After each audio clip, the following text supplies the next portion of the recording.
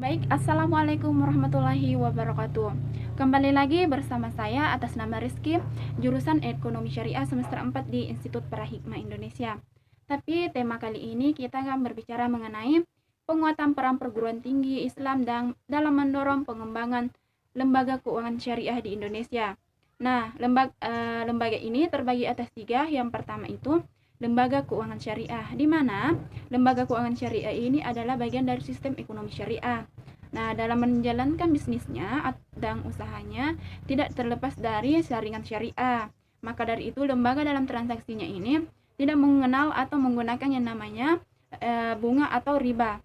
Jadi, lembaga ini mengenal yang namanya bagi hasil.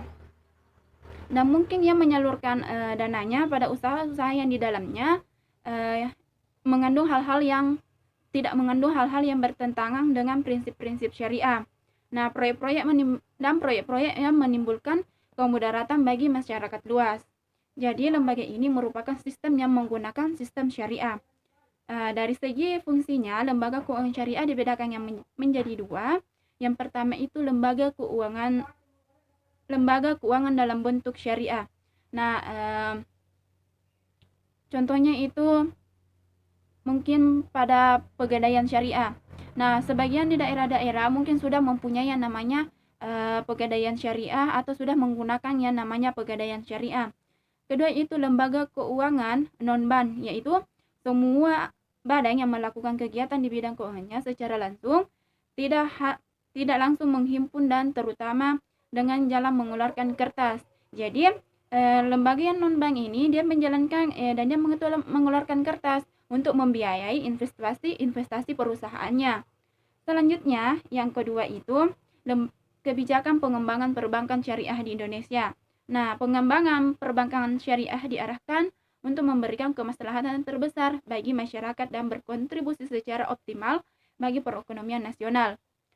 Jadi, pembangunan perbankan syariah ini mengacu pada strategi-strategi atau rencana-rencana strategis seperti arsitektur perbankan Indonesia atau API, arsitektur sistem keuangan Indonesia atau AKSI, serta rencana pembangunan jangka menengah atau RPJMN, dan rencana pembangunan jangka panjang atau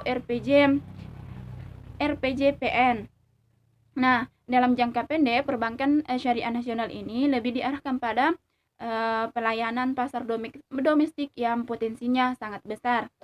Terus yang ketiga itu lembaga atau pembangunan literasi keuangan syariah. Program literasi keuangan syariah ini memiliki manfaat yang sangat besar. Nah, di sini terbagi menjadi tiga. Yang pertama itu masyarakat mampu memilih dan memanfaatkan produk jasa keuangan syariah sesuai kebutuhan mereka. Jadi literasi keuangan syariah ini sangat penting karena masyarakat bisa memanfaatkan produk-produk dan jasa keuangan syariah yang sesuai kebutuhan mereka. Dia bisa menjangkau apakah kebutuhan mereka. Nah, yang selanjutnya itu masyarakat mampu melakukan perencanaan keuangan financial planning secara syariah yang lebih baik. Nah, di sini masyarakat itu mampu melaksanakan perencanaan keuangannya. Jadi semua masyarakat itu diharuskan untuk mempunyai suatu perencanaan keuangan agar kedepannya lebih baik.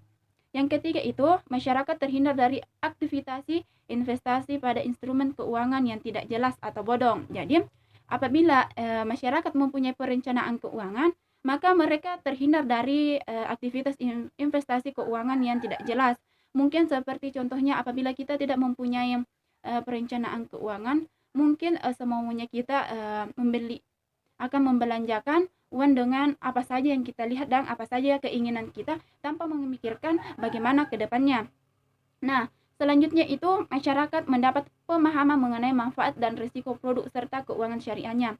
Jadi, di sini masyarakat mampu mendapat pemahaman dan manfaatnya atau risikonya. Jadi, di sini masyarakat bisa paham, oh jadi kalau menggunakan perencanaan keuangan syariah ini manfaatnya dan risikonya tinggi. Jadi keuangan syariah ini penting bagi masyarakat. Jadi kita sebagai masyarakat atau maupun pendapatan besar atau kecil, kita harus mempunyai perencanaan keuangan syariah ataukah pembangunan literasi keuangan syariah kita agar kedepannya bisa eh, bermanfaat bagi kita sekeluarga. Nah, itu saja yang sempat saya paparkan. Assalamualaikum warahmatullahi wabarakatuh. Satu lagi, jangan lupa subscribe, like, dan komen.